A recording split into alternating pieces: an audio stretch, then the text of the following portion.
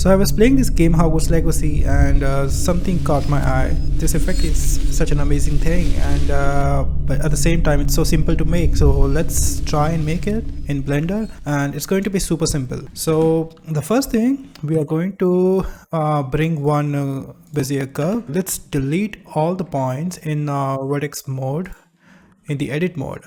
Now within the edit mode, let's start creating some points. Control click here, control click here, here, here, and this way.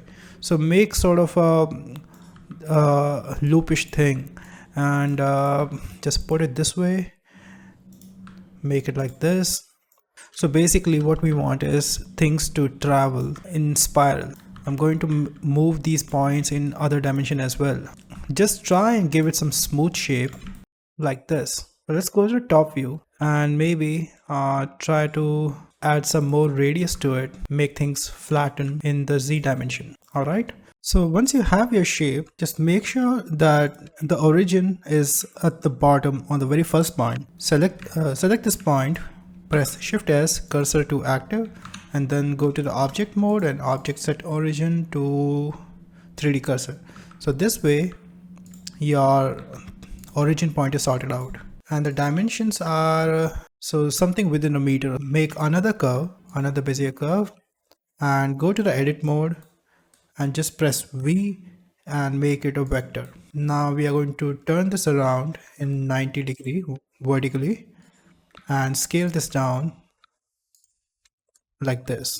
So put it in right at the center, closer to the world origin and closer to the starting point. Same thing for this as well. Select the first point and Shift S, cursor to active, and then go to the object set origin to 3D cursor. So this way both of our objects are aligned in a similar way. So apply all transformations and scale for both of these, and then select the other one. Let's call this one branch, ivy, branch, rope, whatever you want to call this, and let's call this one path. So for this branch thing, we are going to use, let's go to the spline properties, object data properties, and then in the geometry, let's add some depth to it. So this way, this becomes a solid 3D object. Now go to the edit view, and what you can do is subdivide this a few times. Now if you select any point and press Alt S, this is going to let you assign a radius for that particular point. Now if you want to smooth these results out, let's say you had many points here, and then you can use soft selection, the proportional editing, which is right here. You can use proportional editing and scale multiple points at the same time like this. So we just want to taper at the start and at the end. You can also use tilt, Control T, yeah, and add some tilt if you want. Now in the top view, let's bring one circle and let's call this one profile. And in this circle, what we're going to do is just distort this in some way. Maybe subdivide this a few times and just give it some edges, some sharp shapes. Sorry, free. Yeah. Just add as many contours as you can, because in trees and branches and all that, you have so many lines running in the profile. We're just doing some pretty rough work here. We're not here to perfect this effect, but just going to discuss a few methods. All transform, just put it right at the center, go to the edit mode. All right, so this is object set origin to geometry. You have profile curve.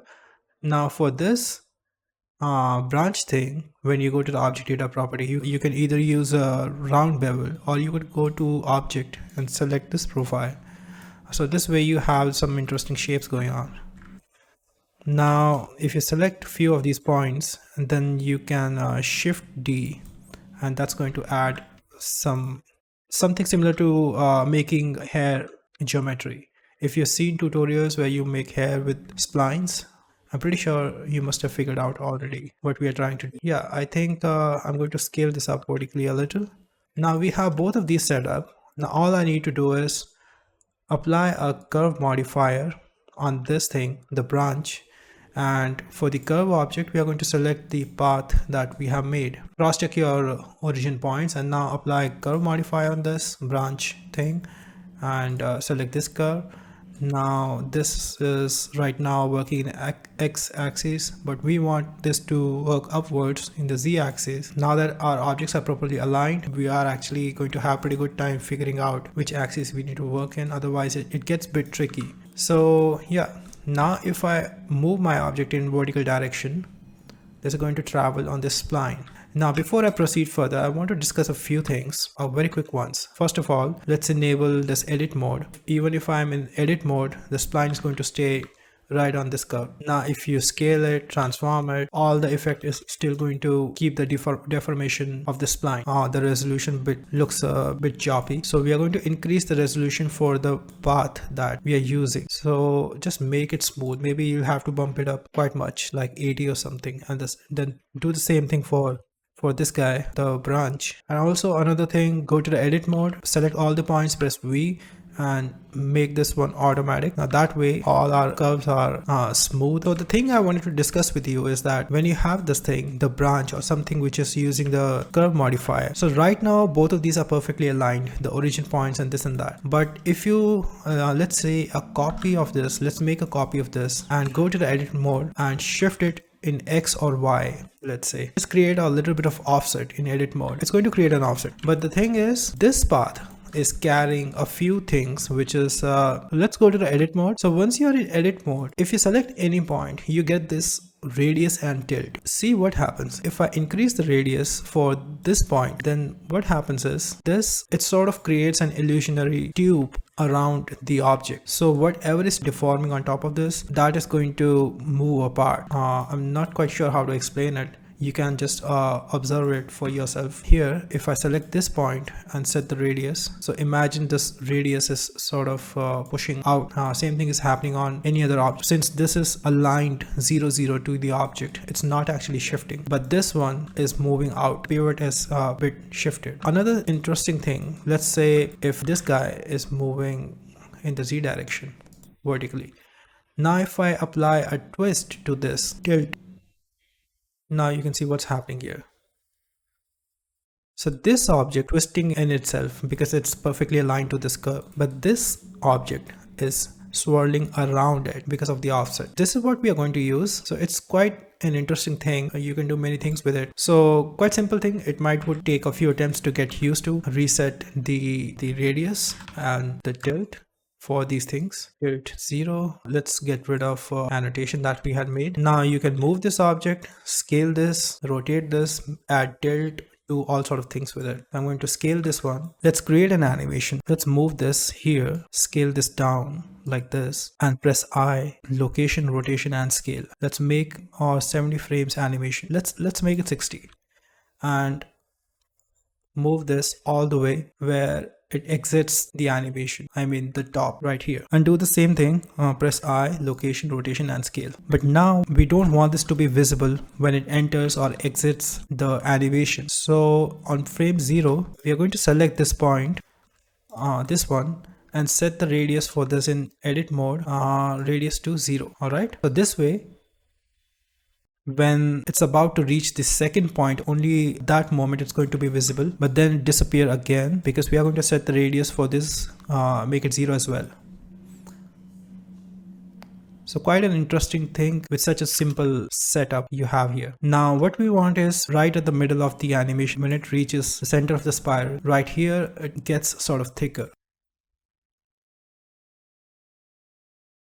I'm going to create a key for scale in the Z axis, whatever you want to call it. Let's make it scale.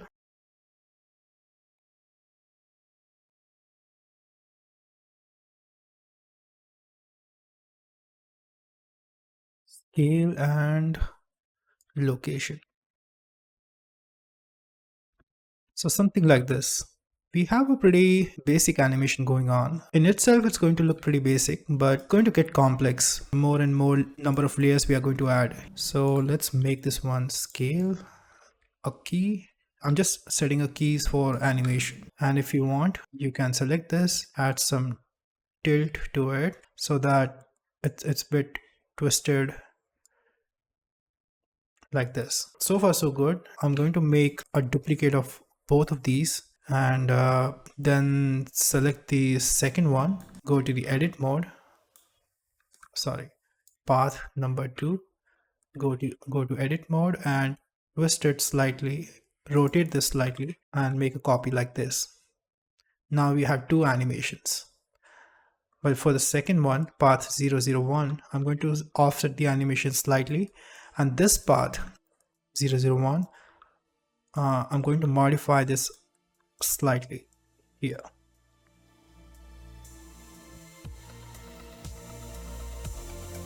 So same thing I'm going to do again.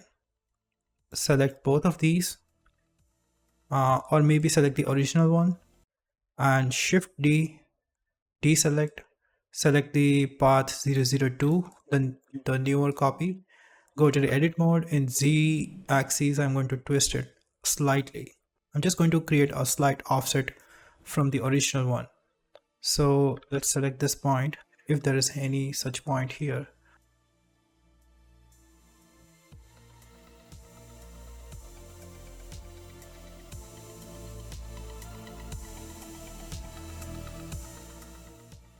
For this one, branch 002, we can slightly shift the animation again, and branch 002, go to edit mode.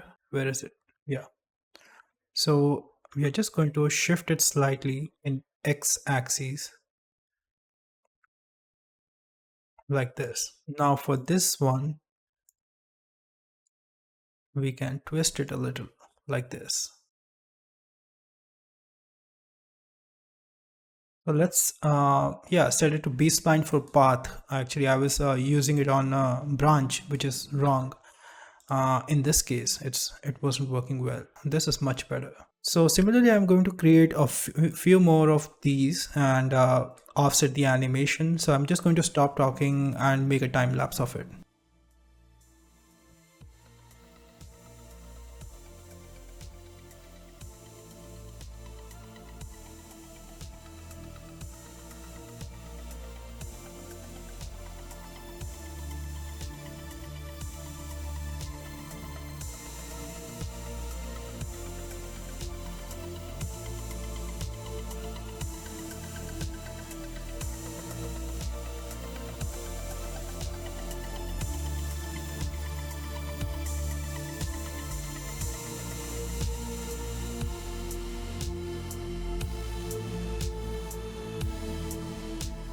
So I have this a bit of animation going on now. So basically what I've been repeating in time lapse, making duplicates and offsetting animations.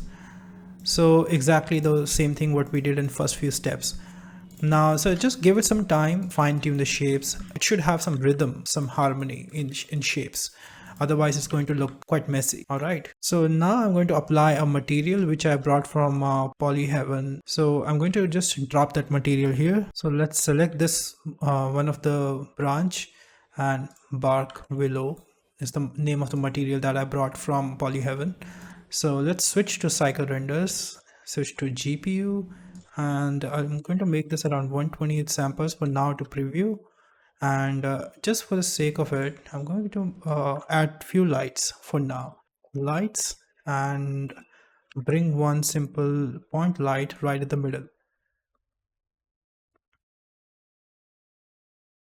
So let's select all the branches, apply willow, Control L to link material, to apply material on everything, and render this. So the displacement is a bit much. So let's bring shader editor here and decrease the displacement scale. So this is fine.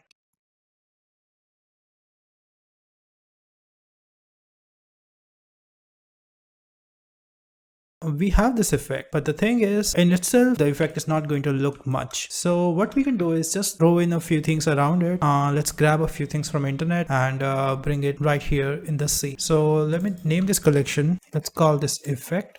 Then I'm going to look for a few stones or some surfaces of ruins like pillars, stones and all. Or you could simply make a few simple stones to surround, to put it around the effect. Basically we want it to look like some walls. Or you can download something from sketchfab. which is right here. So I'm just going to copy this link and then go to Blender, and here I have this sketchfab add-on installed, which you can download from the sketchfab. When you click on any model to download it, it's going to ask you whether or not you want to install the add-on. You can use that add-on from here. Click on install and sketchfab plugin. Once you have it, it's going to show up right here. So import from URL. I think I will have to activate add-on, import from URL, and click on import model. So this is going to bring the model right here in the scene with all the textures and everything. So once you have your model, align it and make a scene around your object. So before I do that, I'm just going to select my model and press M and move it to a new collection called ruins, and screencast keys.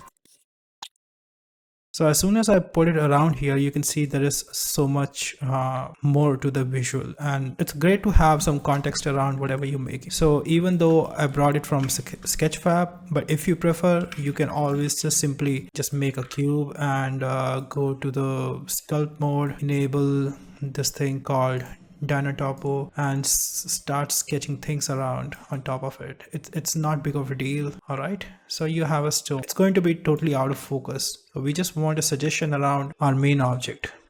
So that's it, and then you put some noise textures on top of it. So pardon me if I'm being way too rough here. The whole point of this exercise is to not really get carried away by environment, but just to give enough hint so that this effect looks good. So here I'm going to add some camera. Then within this camera, let's set the focal length to 32. Viewport display, pass out, something like this, I guess. Then what we can do is just create a controller here. Let's bring one empty and make a cube controller. So whatever we have within our effect, this whole thing, we can select all of that and select this controller and Control P and make parent.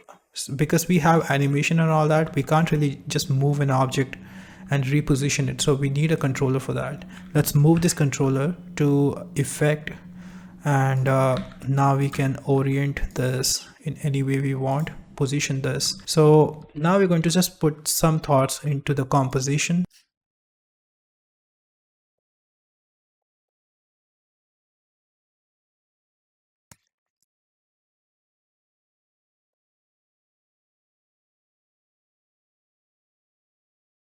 But now it's fine. The other thing I'm going to bring in is from Polyheaven, a few models of plants. So I have these models from Polyheaven. You wouldn't have difficult time on Polyheaven, and just scroll through. It's going to be in first few rows. It's a great model by Rico Celier. His models are pretty detailed. Just putting a few plants and adding a foreground here.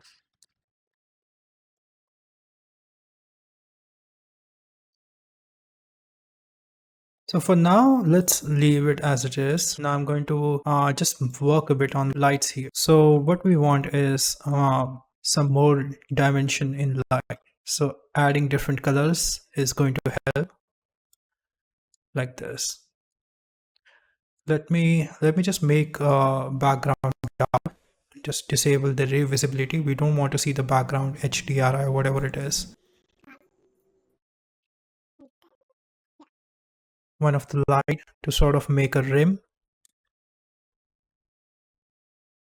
right here. Now let's bring one cube.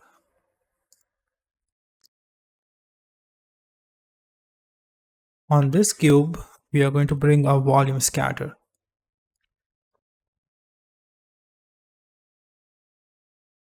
Let's change the visibility for this to bounce, and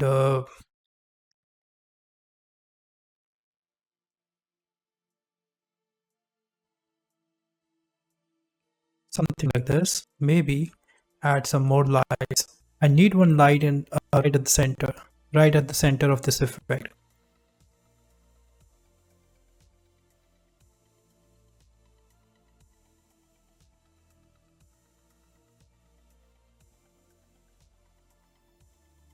I think I need to put a few more thoughts in the composition. I'm not quite happy with the composition, so I'm just going to stop talking and do a few things.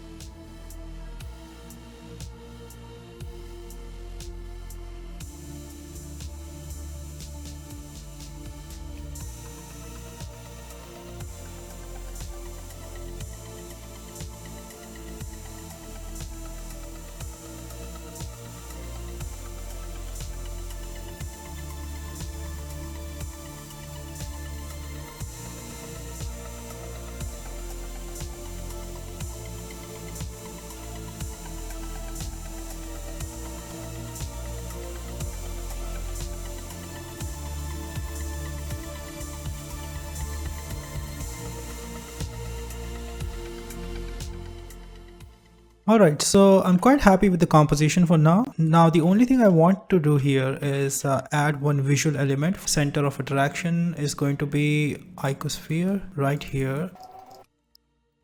Just put it right here. Go to the shader editor. If you want to give it some glass or emission, basically in the geometry node editor, we are going to make a simple animation for it, which is going to be, let's bring icosphere. With this icosphere subdivided a few times, I'm going to bring another node called set position and just bring noise texture with vector math, subtract 0.5 so that goes back to its original position. So it's a geometry node thing. If you want, you can use a displacement modifier. That's going to be easier one. But anyways, I'm assuming you have seen the geometry node series from this channel. If not, watch chapter number 6. Let's multiply this like this. Now we have sort of element that emerges from nowhere. We can just do some animation in the noise texture.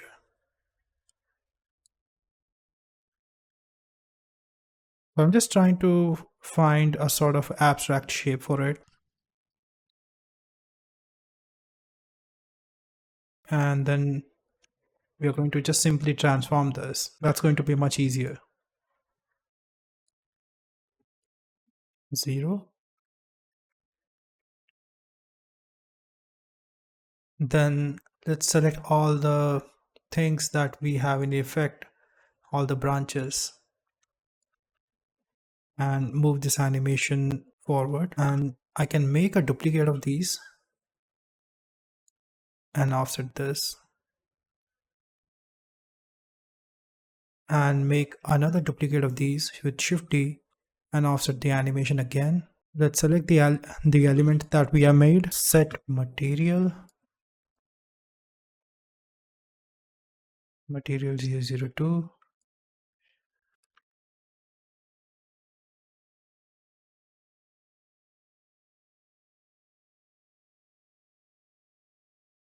Now one last thing I want to do here is to add some camera motion.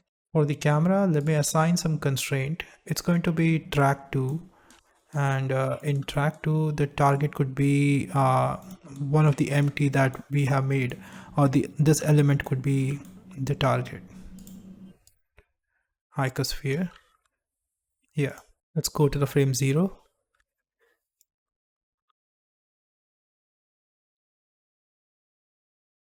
Location, rotation and scale.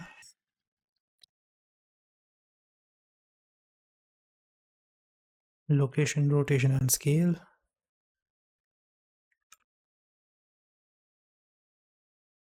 Now we have pretty cool animation going on. This looks good, right? I mean, we can keep on tweaking this further and perfect this out. The thing is, we're just having fun. I don't want to make it complex to the point that becomes 5-hour long tutorial, but it's just this effect I wanted to discuss with you. I've seen it in the game, and if you want, there is one more thing you can do. This is going to be a great value addition. Let's select one of these plants that you have and just extract one of the leaf and delete the rest. Let's call this one, move this to a new collection called particles. Scale this down a bit. Now right here, I'm going to make a plane and add a particle setup in this. We can disable the gravity and increase the life to about 150 frames and velocity z, so that these particles move up, and just about 50 particles or something. And in the render we can make this one an object, which is going to be particle, and increase the scale like this. Randomize rotation, object velocity, tangent based, yeah, rotation right here. I've been working in geometry node for quite some time. I actually forgot how the particles work, but anyways, I think it should be right here. Randomize object rotation, normal rotation.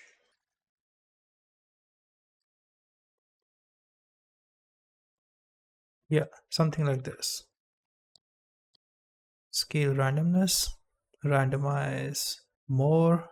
Let's move this to particle collection, and within the particle collection we can add a force field, which could be turbulence force field, and increase the scale to strength to 2, scale to 1. Now let's see how it works. I think it's way too much, so strength to 0.5, 0.2. I don't see these particles rotation happening much in these particles. So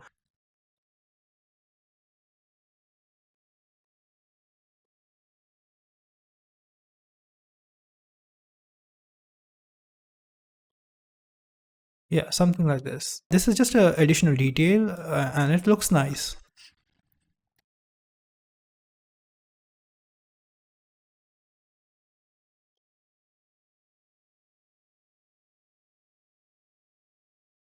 So I'm going to select this light, disable few of these properties from shading visibility. I don't want these to scatter in the volume scatter cube. So I just disabled it. This was creating a sort of weird glow here. So I just disabled that. Now let's set the samples to around 300 and denoiser to open image denoiser. I'm going to render this and see.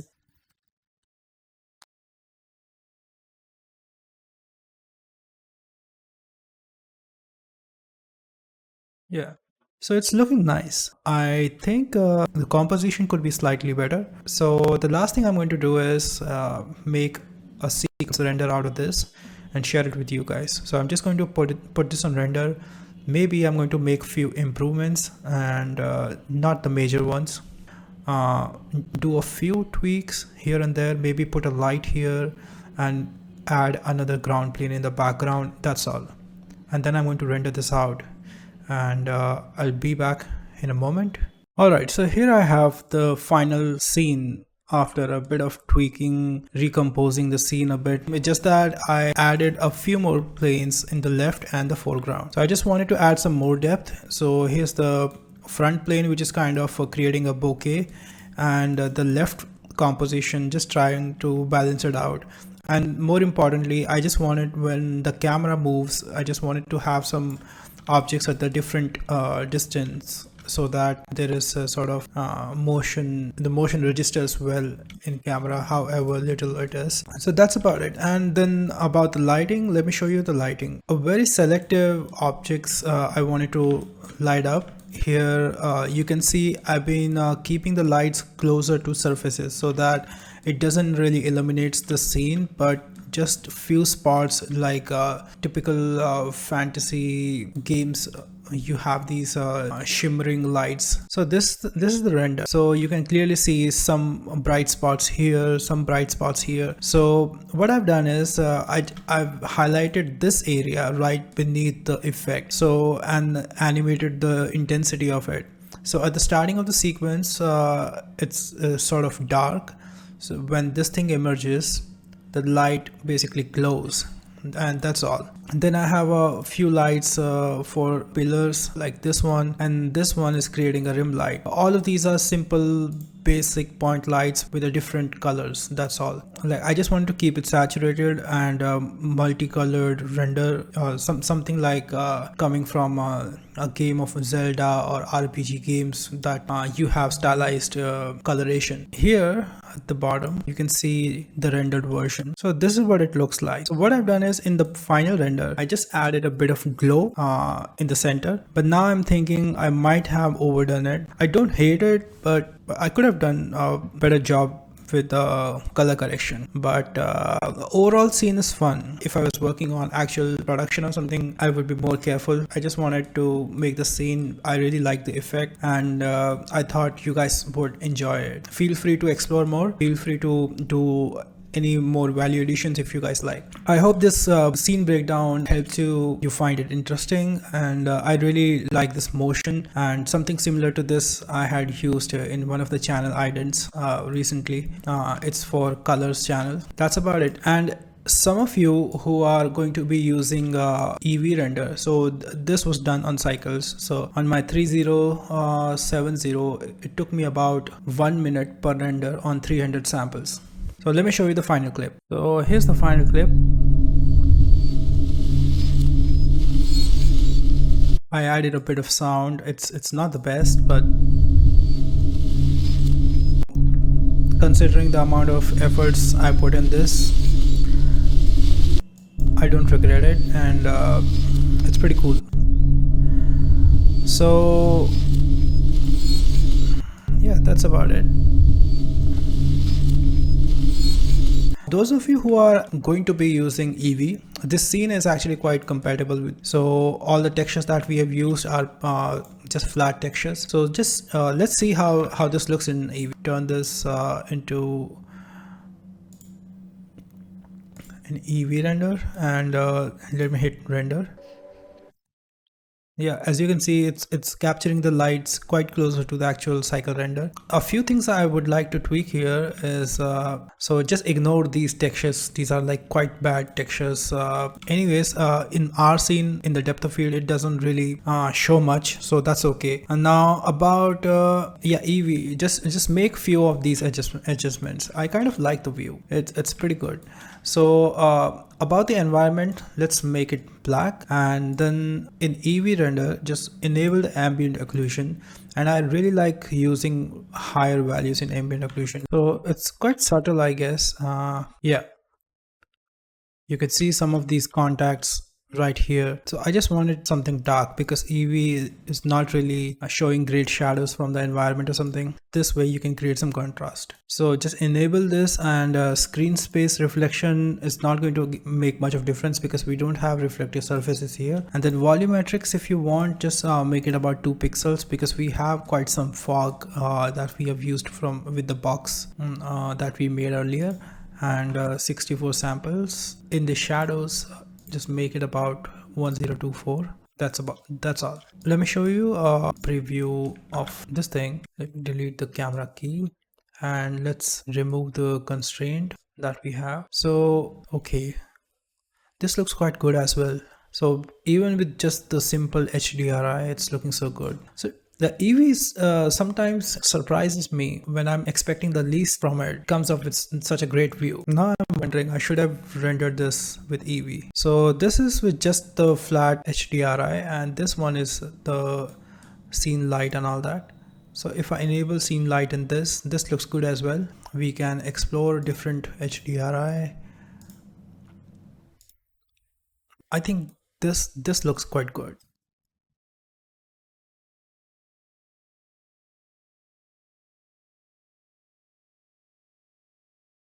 Yeah, I absolutely love this view. Simple HDRI treatment looks good as well. Just in case, if you really like using EV, you can work with it. I think this setup is pretty cool. So I'm going to leave this file on Gumroad. I'm just making this sort of a new playlist with motions and simulations, some abstract motions and particle simulation, dynamic simulations, combinations of all that. I will be doing few more, so all of these clubbed together I'll be putting up in one bundle on Gumroad. So any of you who would like to support this channel can grab the files from Gumroad. So that's about it, and let me know what you guys think about this. If you haven't played this game, just play this game, Hogwarts Legacy. These are absolutely brilliant games. Post your renders on Instagram, tag me with InstaCrossMind, and do check out the Discord server. You can also share on Discord as well. And if you're looking for some basic ruins like this, the stones that we roughly placed around, just go to sketchfab and search for ruins. And this particular model, I'm going to put the link in the description, and the credentials for the artist are in the description as well. So thanks for tuning in. Yeah, I'll see you guys in the next chapter. Take care. Bye bye.